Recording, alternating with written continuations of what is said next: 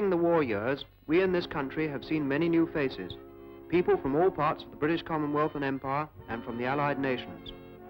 When they are in the forces, we have learned to spot some of them.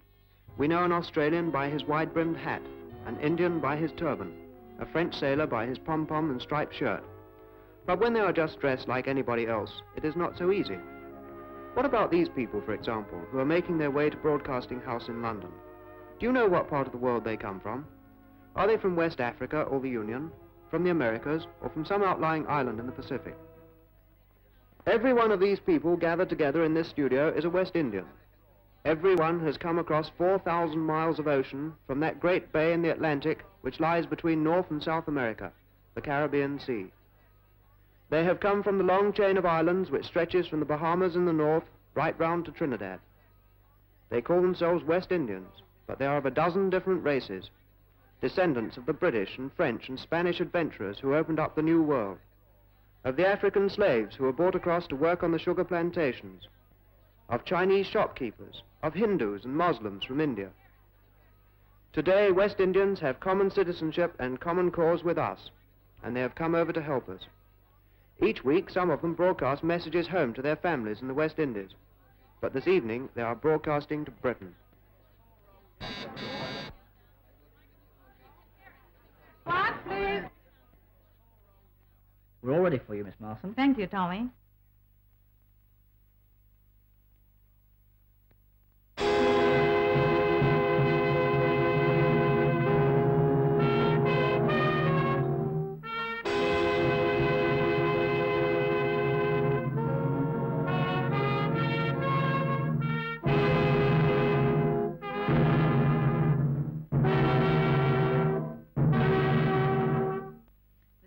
Marson introducing West Indians in Britain.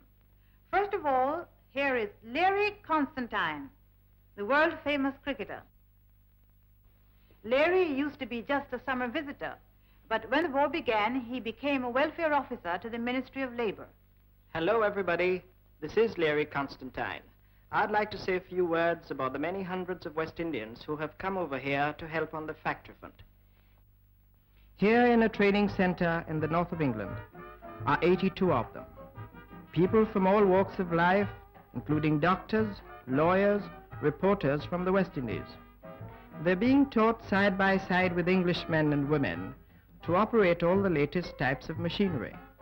In 16 weeks, they must know how to read blueprints, micrometers, slide rules, to set up and operate lathes, capstans, drills, and grinders. When their training is complete, they will go to aircraft or ordnance factories or machine shops. There are also others from several West Indian islands who volunteered and were chosen for their skill, and on arrival were immediately introduced into production in the united effort to beat Hitler and his gang. War is in the air, all West Indians will do their share.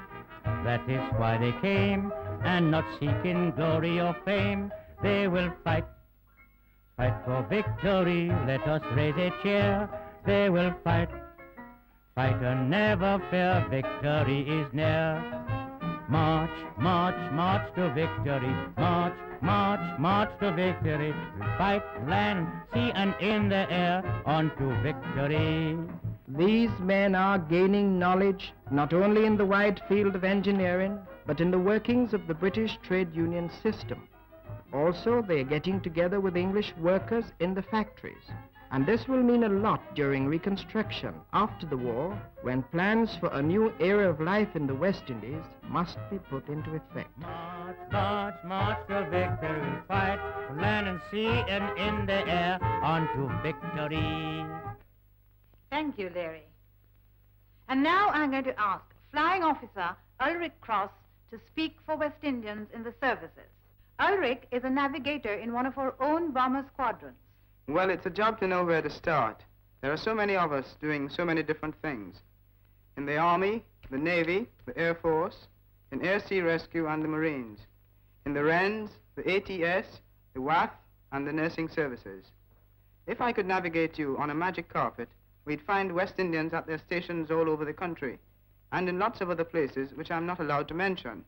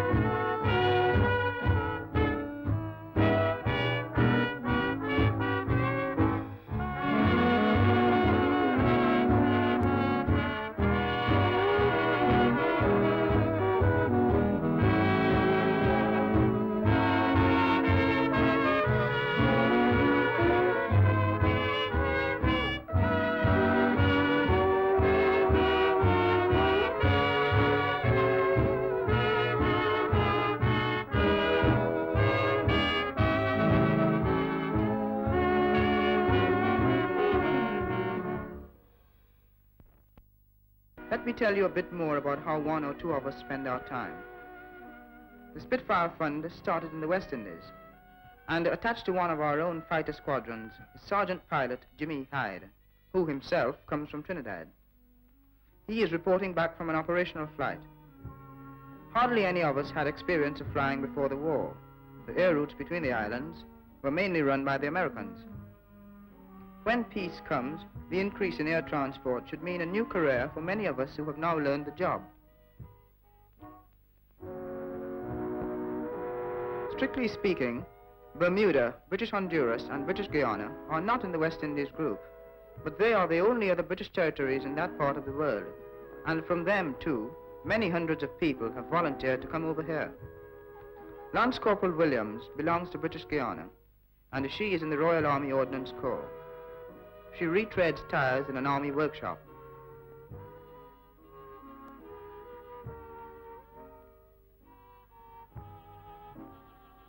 Here is a radio truck belonging to the Royal Canadian Corps of Signals. The two in the truck are the communication link between an outlying unit and its headquarters. Among these West Indians in the signals are some of the first Allied soldiers to set foot on the continent since the fall of France. They were in the Dieppe raid.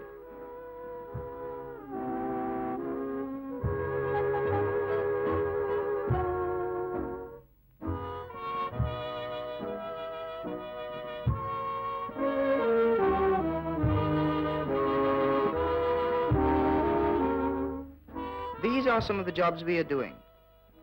Together with others from the British Commonwealth of Nations, with men and women from the rest of the United Nations, West Indians are fighting for the new world that we all want to see.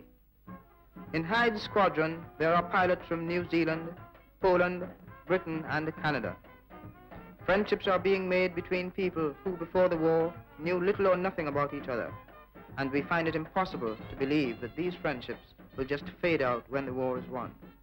The Allied nations will get together to ensure the future peace of the world. But you know, and I know, that it's when we meet in a canteen or on a job. Then, for the first time, we try to understand each other, and real friendship begins. For the islands, all of the islands in the Caribbean Sea. Yes, tales of the islands, song of the islands, and what they mean to me. In time of peace and in time of war, they're patriotic, right to the core. They have fought, will fight to the final victory. Que Lario.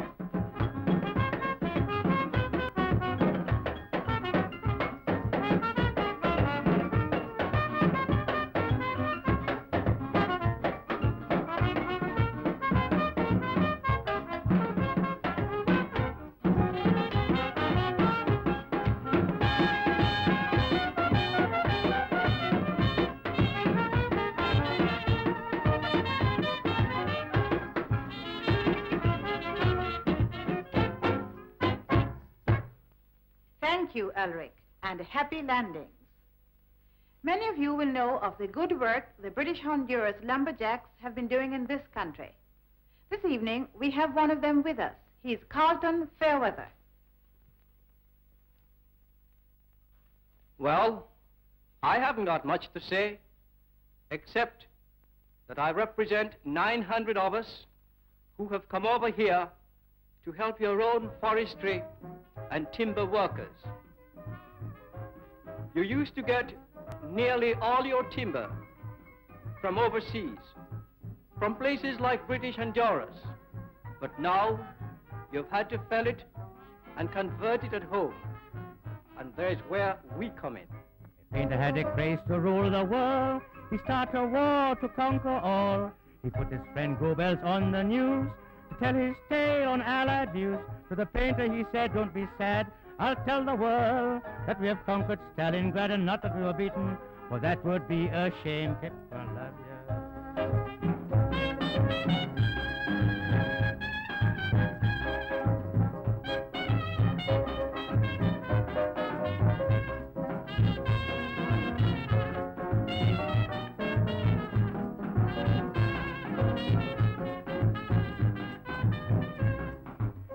Cedar groves on the tropical sun, we were cutting balata or tapping for gum. We sang as we worked, and happy were we, moving along from tree to tree, an axe and a saw and a shout, and down she go. That was all. We need to clear the road now. We're adding a rope in reserve for our artful when this war is o'er.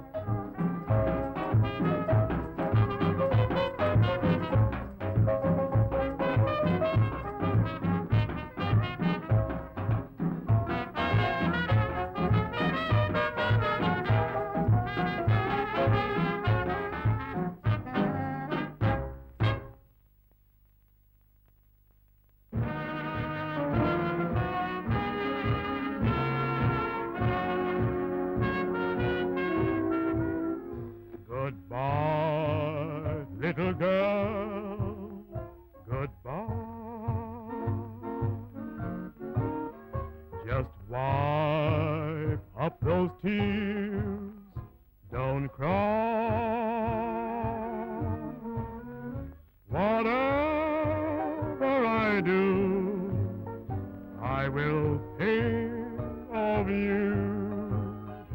Your cheerful smile make life seems worthwhile.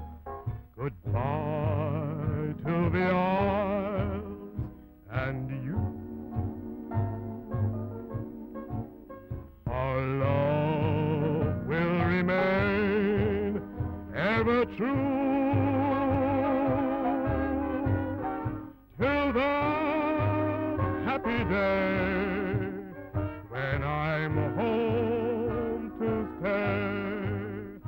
I'll dream, little girl,